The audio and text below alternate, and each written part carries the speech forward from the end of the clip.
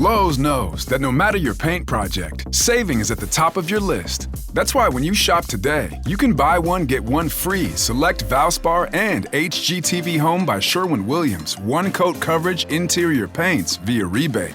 Shop these deals in-store or online today at Lowe's. We help, you save. Selection varies by location. While supplies last. Discount taken at time of purchase. See sales associate for details. Offer valid 8/21 through 9/3.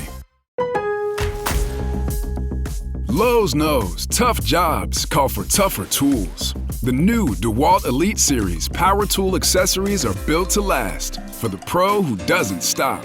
With precision fitment, durability, and impact resistance, finishing jobs faster has never been easier. Shop the new DeWalt Elite Series at an everyday low price exclusively at Lowe's. We help, you save.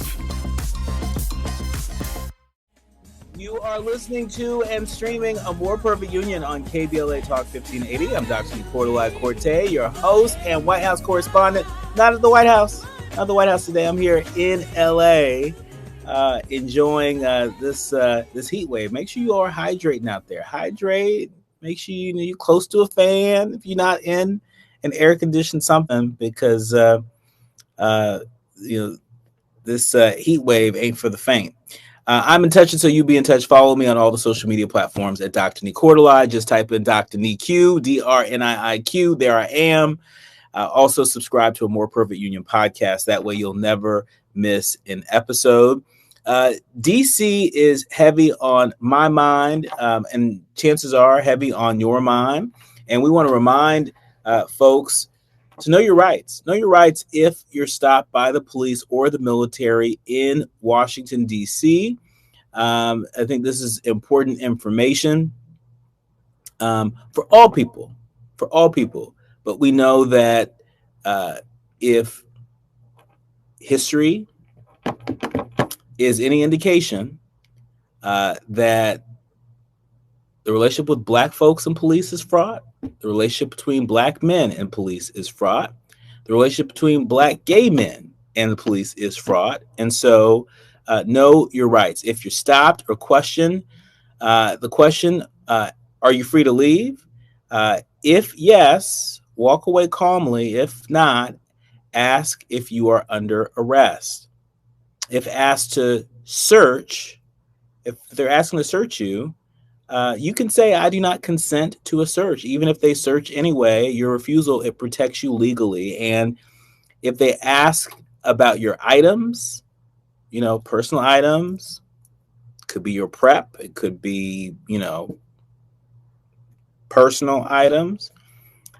These are personal items, and you can speak to a lawyer if needed. You don't have to have a talk about your sexuality, about your partners, about your health. You can invoke your right to remain silent. And if you don't have an ID, you're not required to carry an ID in Washington, D.C., unless you're driving. Now, you may want to look up what the rules are in whatever state you're listening to us in. But in Washington, D.C., you're not required to carry an ID unless you're driving. Give your name and address if required, but never guess or give false information.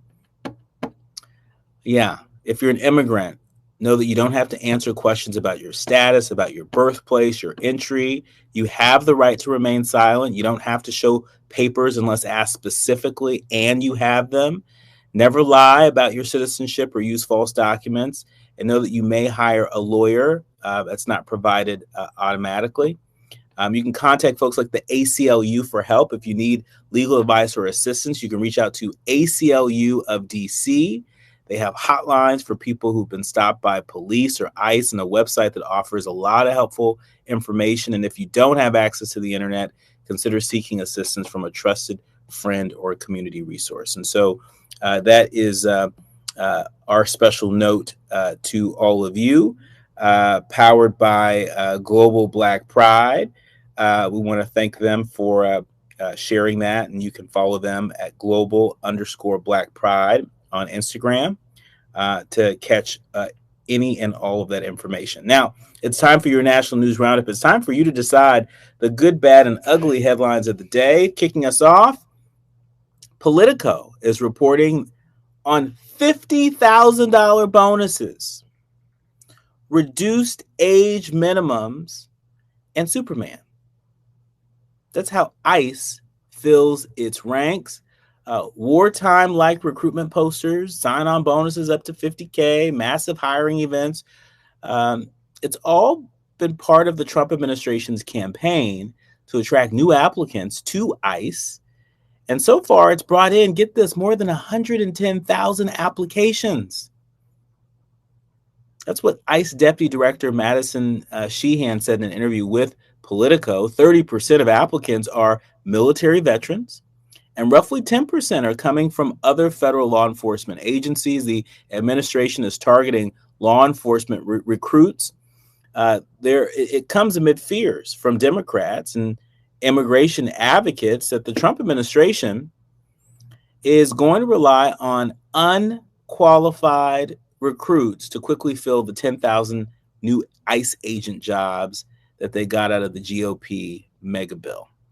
Now, if y'all are like me or Brother Andy, you may want to know, what's the racial makeup of these applicants?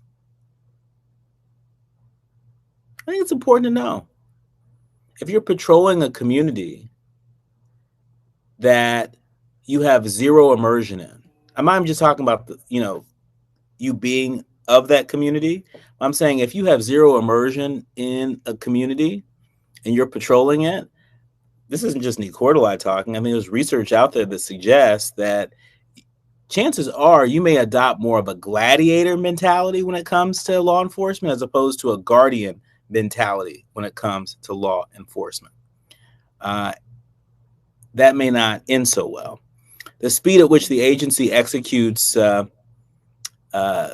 this surge in agents, it's a delicate balance. Moving too quickly could amplify concerns that the agency didn't thoroughly vet and train new agents at a time when ICE faces mounting scrutiny. But moving too slowly, it could delay the agency's efforts to meet the White House's goal of 3,000 daily arrests and 1 million annual deportations. That's what's happening.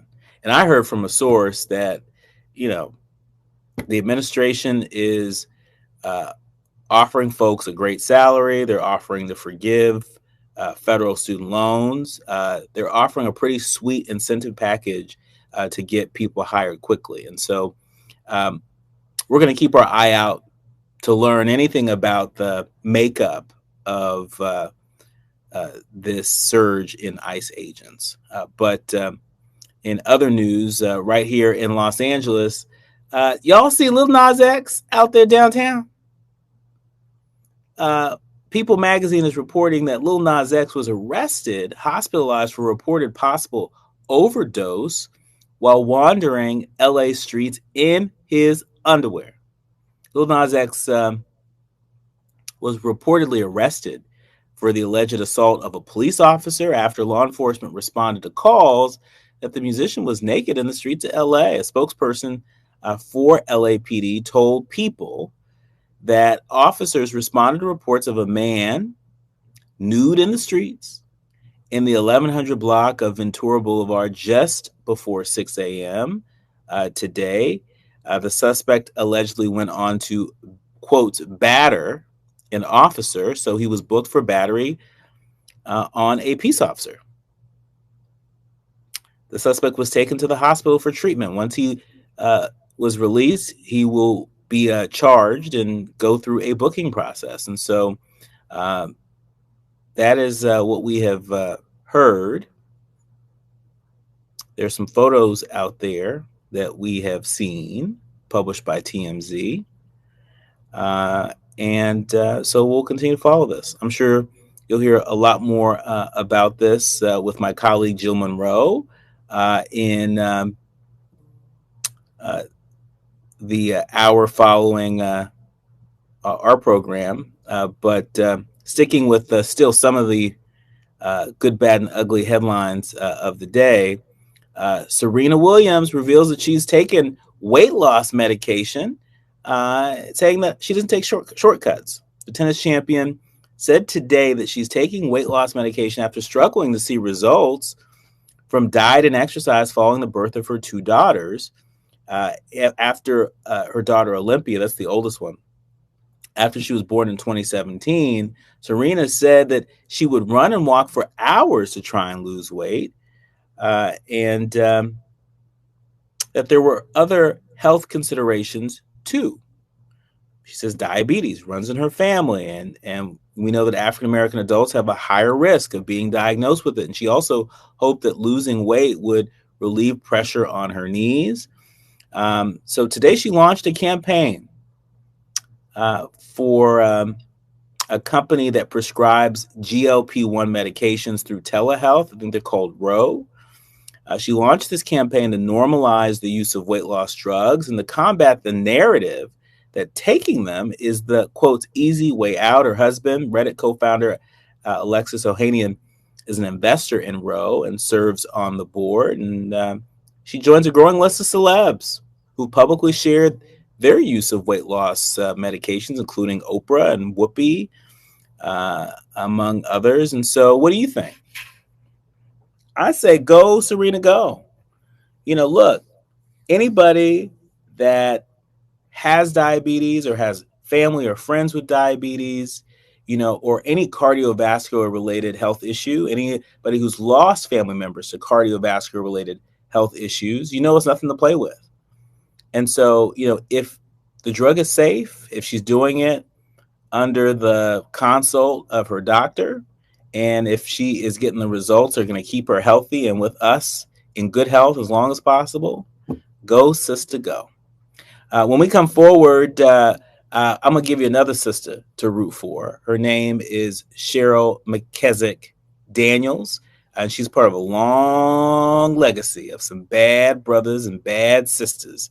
You don't want to miss this story. When we come forward, you're listening to and streaming A More Perfect Union on KBLA Talk 1580. You are listening to and streaming A More Perfect Union on KBLA Talk 1580. I'm Dr. Nii-Quartelai, and I love authors. As a first-time author myself, I feel a very special kinship with other authors. I understand the process of telling stories that are worthy of the page. And let me tell you, this book that we're talking about right here is worthy of every single page. The story is worthy of every single page. It's called The Black Family Who Built America, The McKissacks, 2 Centuries of Daring Pioneers, by author Cheryl McKissack Daniels. Welcome to the show, Cheryl. Thank you so much. I'm glad to be here. Well, so glad to have you. So glad to have had a chance to thumb through this really timely book. Talk to us about why you decided to tell the story of your family that spans 2 centuries. Why did you decide to tell the story now? Well, I have been working on this book since 2003. Okay. So I have to say it's coming out now because of God's timing, but it's the best timing. Because this is a time when, the administration that we have wants to erase our history. They want to do away with DEI programs, the very programs that have helped firms like myself and others get off the ground. And it's not right. This book right here is a receipt to say that we have always been here and we're not going anywhere. You may not have noticed Black excellence. That's because you ignored it. But we are here and we're not going anywhere. We have a solid foundation and it's building stronger every day. And that is why this book is important and relevant right now, because everybody can build a legacy, especially our community needs to do that because our history over time has been erased. Our records, our birth records, our marriage certificates, it's been erased. And so going out now and trying to get that information is more important today than it's ever been. And I believe everyone should try and write their story. Because this is history that we don't hear. You're right. It's history that we don't hear, and it's history that we think does not exist. When we drive past construction sites from coast to coast, I think we're used to seeing brands like Turner Construction, among others. But we're not socialized to even believe that Black construction companies exist. Talk to us about the challenges that you may still have, where there are folks that don't think to reach out for certain projects because they presume that you don't have the capacity, that you don't have the experience, that maybe they'll think of you as a subcontractor, but the idea of this Black firm being a prime contractor, it flies over people's heads. Talk to us about that experience. Absolutely. Well, first I want to say, I love the fact that you drive by a construction site and you even notice it. Because most people do not. That is why we have started our campaign, Who Built This? Because so many people walk into airports, churches, schools, hospitals. They drive by, highways that are being built and bridges, and no one says, well, who built this? And let alone who would think, like you said, a Black firm built this. And so, yes, the challenges are real. The stigmas are real. They still exist. You will read in my book about all of the struggles and hard times that my grandfather, my great grandfather, what they had to go through back in their era, just to administer their craft. They went through harder times than we're going through right now. I mean, they went through slavery, Jim Crow, civil rights, and so when I look at what's happening right now today, I think to myself, if they can overcome that, then we can overcome this administration and what they're trying to do. I mean, after all, we only have to last another 3 more years. And we have 230 under our belt. That's right. I mean, it's a very sobering reminder that we have been through the worst of times. Yes. And for a number of folks in our community, this certainly feels like the worst of times. And so the idea that it could be even worse than this, I think, is an idea that may be hard for folks to hold at the moment. But you've mentioned this administration, a number of times. And I want to give you an opportunity to make clear for folks what difference a consciousness around diversity, equity, and inclusion, what that really means. I think some folks are very wedded to whatever the initiative is, whatever the DEI initiative is. And in my view, whether you call it DEI or you call it supplier diversity or whatever, to me, I think we should be more wedded to the outcomes as opposed to, whatever the acronyms that create the mechanism to allow that to happen. And so talk to us about what difference it has made for McKissack and McKissack under your leadership, under the leadership of your predecessors, having people in positions of power and influence and authority that are checking for a Black firm. Sure. Well, let me start by saying that DEI programs are not handouts. They're not charity. Not at all. We don't need charity. That's not what we're looking for. We're looking for a level playing field where the opportunities are equitable across the board for all people.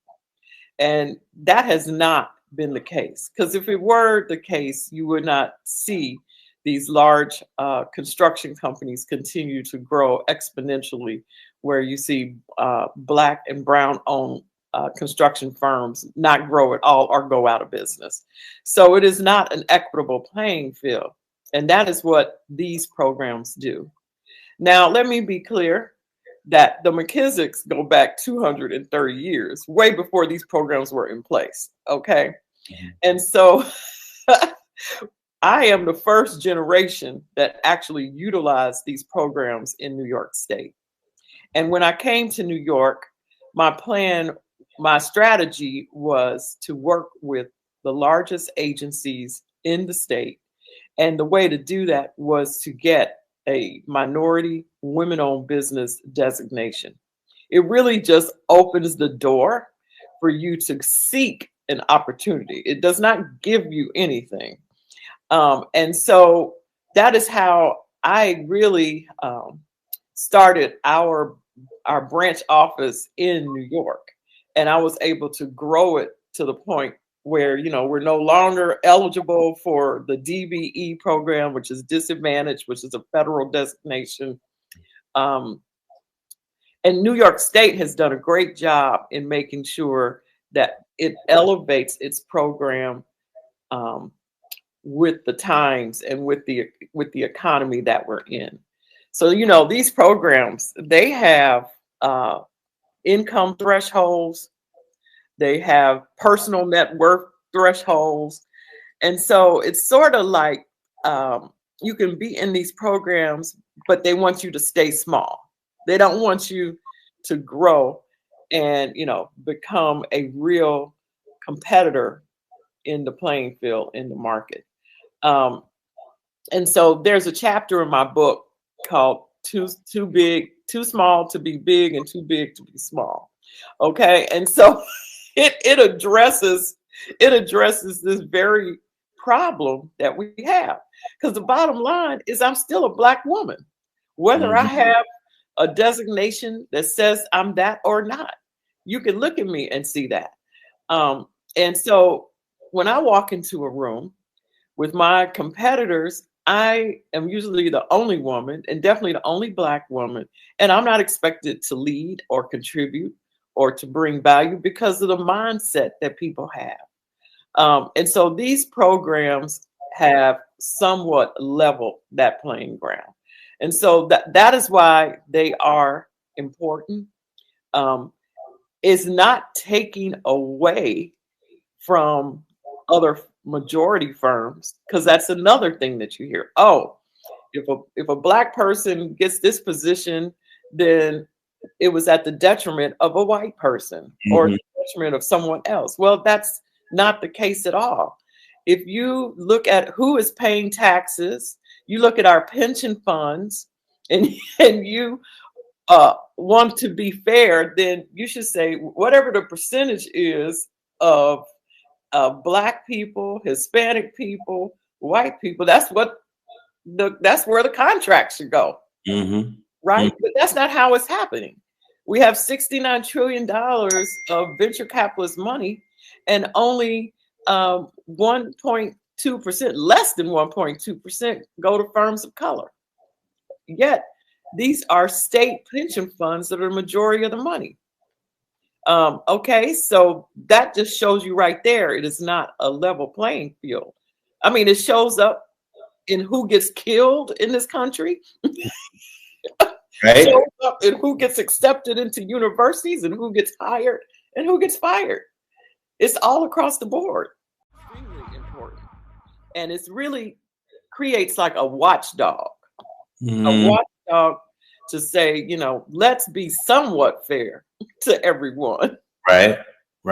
And that is a big part of what is at stake. I really appreciate you sort of laying that out in very, very practical terms, because we throw around these acronyms, this alphabet soup, people get lost, but yes, there are, programs out there that exist to support minority business enterprises, but there are limitations on these programs. There have always been limitations on this program, in these programs. And, a lot of folks, are very quickly sort of pushed out of this program because, to your point, their personal net worth grows, their income grows, and suddenly they're ineligible. And so this idea that folks are just sort of eating from the DEI trough in perpetuity, that's just not the reality.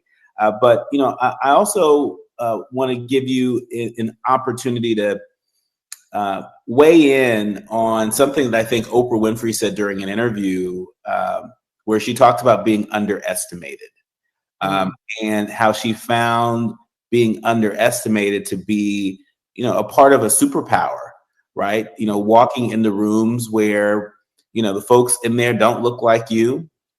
The folks down the hall don't look like you, but using that to your advantage. Can you talk about how you've been underestimated, or if you've been underestimated in your industry, and what that's meant for your career and continuing the legacy of McKissack and McKissack? I sure can. Unfortunately, I've had to experience that quite often. There's a chapter in my book called Financial Clearance.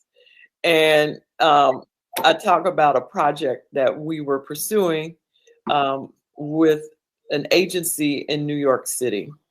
And we competed outright and we won. And we won based on the staff that we were bringing to the project and our proposal and our presentation. But the powers to be did not want to give us the project. Mm-hmm. So now they created another requirement called financial clearance. Now, at the time, this was 15 or more years ago. At the time, we had a line of credit of $2 million that was available. And they told us we did not pass financial clearance. Excuse me? Yeah, they said we did not pass financial clearance and took the job from us.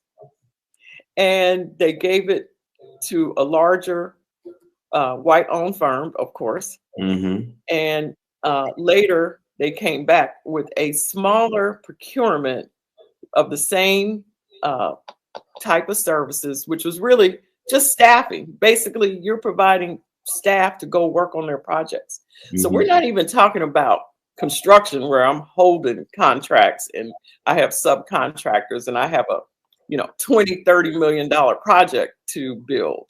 No, we're talking about just taking staff onto a project. Mm-hmm. So we, of course, won that. But later, I'm on the train with the owner of the company they gave the project to. And he says, Cheryl, I'm like, yeah, hey, how you doing? He said, I'm great. He said, but what they did to you was terrible and they were wrong. And no one's ever heard of that damn financial clearance before. I was like, And as a result, he and I developed a good relationship and he put me on the next project with him, which was Penn Station, right, in Manhattan. So, of course, we deal with that. I've had developers come into my office. They want to use my track record at a agency. They've never worked there before. And they want to give me 10% of the project and they want to take 90%.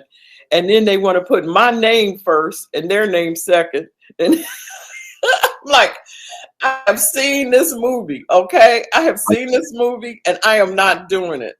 That movie, the sequel, the trilogy, it ain't it. And I play every character. Right? Unfortunately, across industries, that is still the story that people want to tell. When we come forward, I want to give you an opportunity to separate the fact from the fiction when it comes to developers. Developers don't always have the best reputation. They don't always have a reputation for looking out for community interest. Clearly we have a developer as commander-in-chief, case point number one. When we come forward, I want to give you an opportunity to separate the fact from the fiction. I also want to delve into a story that you write about in this extraordinary book that's been a long time coming. It's called The Black Family Who Built America, McKissack's 2 centuries of daring pioneers. We're talking to one of them right now. More when we come forward. You're listening to and streaming A More Perfect Union on KBLA Talk 1580. You are listening to and streaming A More Perfect Union on KBLA Talk 1580. I'm Dr. Nii-Quartelai, and she is Cheryl McKissack Daniel. She's the author of this really extraordinary new book, The Black Family Who Built America, the McKissacks, 2 centuries of daring pioneers. What I love so much about this book right here, which is available, is that it corrects the record. I think so many folks have preconceived notions about who we are as Black people, what we can achieve, what we have achieved. And a lot of folks think that, Black folks they haven't given us our proper credit in terms of being innovators and pioneers over the years. And so as folks seek to erase our history, as folks look to whitewash exhibits in museums, this book right here, it sets the record straight. It sets the record straight. And I hope folks will go out and get it. Speaking of setting the record straight, Cheryl, separate the fact from the fiction when it comes to developers. They don't have the best reputation in community. I mentioned the president who spent years as a developer himself. We know that in the city of Los Angeles, you had, big developers spent almost $100 million trying to defeat Karen Bass, who won the race for mayor. Talk to us about what what you've experienced as a developer. Talk to us about what's real and what's not. Well, I have to say that is a very wealthy class of people. So, when you have money, you have control and power. And the developers in New York, they have to have a lot of grit, innovation, and they need to have deep pockets and serious money and capital to build in New York City. And so sometimes developers get a really bad rap because they have this initial idea of what it is they want to build, but then, they have to go out and sell it. They have to sell it to all the politicians, to the union, to contractors like myself, to banks. If it's the investment banks on Wall Street or commercial banks, they still need the support of all of these different entities to get their development off the ground. So oftentimes, it starts with them getting the land, entitlement to the land, right? And then they lock that up while they go do the rest. So, because the whole cake is not baked at one time. Mm-hmm. And so a lot of times ingredients start sliding away.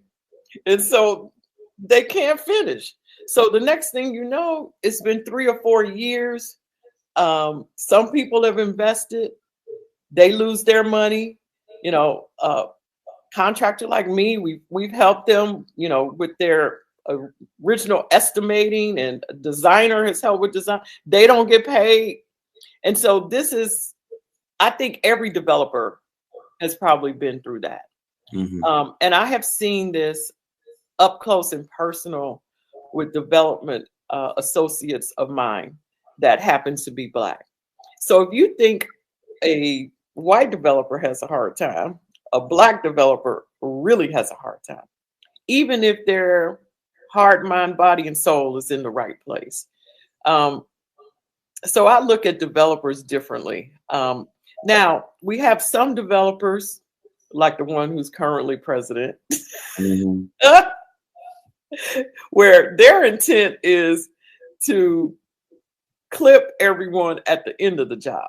So they're going to get their project off the ground, but they know they're not going to pay the last 10%, 20% of everybody's invoice. Mm. And so to me, that's not integrity. That is not doing what developers need to do. So I'm sure a lot of people have heard about the number of contractors that went out of business or, did not get paid from this administration, the president. Mm-hmm. That's right. But, we need developers because they pull together the entire project. Yeah, we need them, but we got to keep eyes on them. Got to keep eyes on them. When left to their own devices, as you mentioned, this is a very wealthy class of individuals, and so they may not necessarily have malintent, but because they are a part of this super wealthy class, in my view, it seems that they have to work a little harder to be connected to everyday people. And the needs of everyday people, of working class people, and so I think that's a part of the secret sauce of your firm, McKissack and McKissack. No? Yes, I mean, and there's a chapter in there. The first chapter is about building the Brooklyn Arena with Bruce Radner, who is a huge developer in New York City. But Bruce really wanted to do the right thing.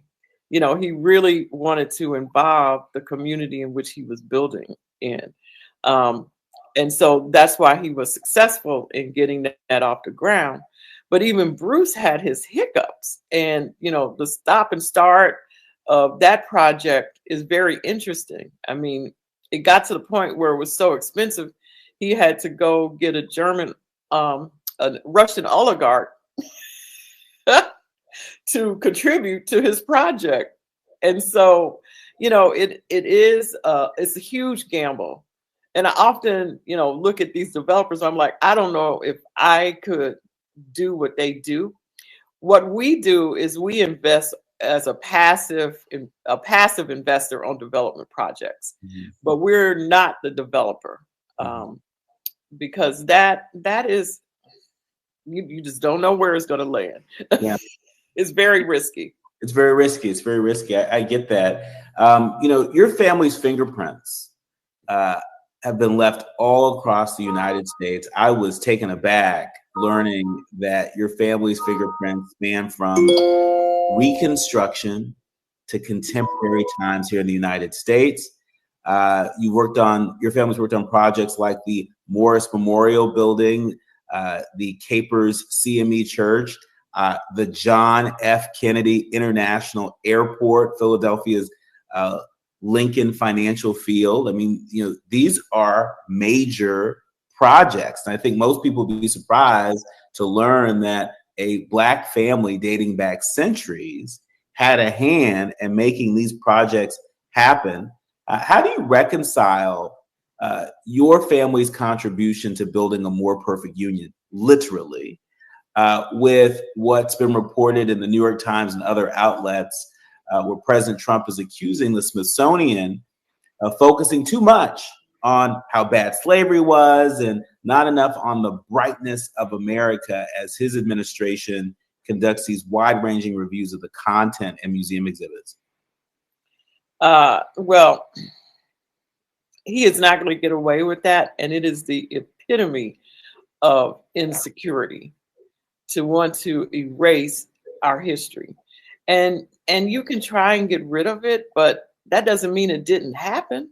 So, I mean, I don't even understand the psyche behind it. But I would like to call Black people to action. And I'd like to say, listen, we can keep our museum without the federal government if we band together, right? If it's $1 here, $10 there, $20 there, if we came together, we could keep our museum. And we need to keep our museum right there on the mall. I am very concerned about this. And fortunately, we recently donated all of our artifacts to the museum, the African American Museum of History. Why? Because we kept losing them. But now this museum will carry our information in perpetuity and preserve it for future generations to come. And we all need to do that. We all need to understand that this museum is going to preserve who we are way into the future. And so we cannot let anything happen to this museum. And this administration is so far off base. I mean, it's sad. It's just sad. I get it. I can understand why they don't want to talk about slavery, but it doesn't matter. It happened. And it's always going to be a topic. And so we need to move on. We need to move on as a country, and we do need to become a more perfect nation. And by the way, one of our projects that my mother will be upset if I don't mention is the Tuskegee Air Force Base, which my grandfather designed and built. And that's where the Tuskegee Airmen flew from, the Red Tails. And you know, that was a totally different day. That was under Franklin D. Roosevelt. Mm-hmm. And Eleanor Roosevelt came to the Tuskegee Air Force Base and actually flew with the Tuskegee Airmen. You know, so we are going backwards with this administration. And it really, it's upsetting and it's embarrassing. Now, I want to know if you heard this, but I heard that at one point they were considering naming the commanders the Red Tails.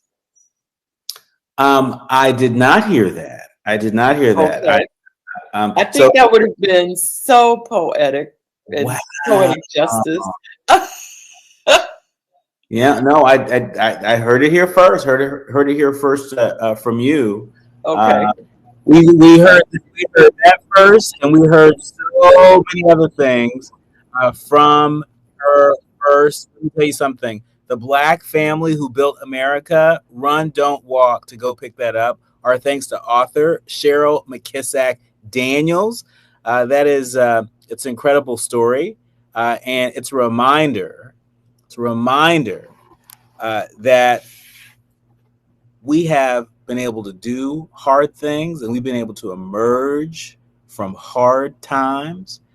She is living proof of that. My thanks to the entire village helps us produce a more perfect union each and every day. My thanks to our executive producer, Tavis Smiley, to our sound engineer, Brother Andy, to our show producers, Faraji and Art and Journey, and of course, to each and every one of you, all of our leaders, learners, and listeners. We curate the show every day, every week with you in mind. We hope that you have enjoyed.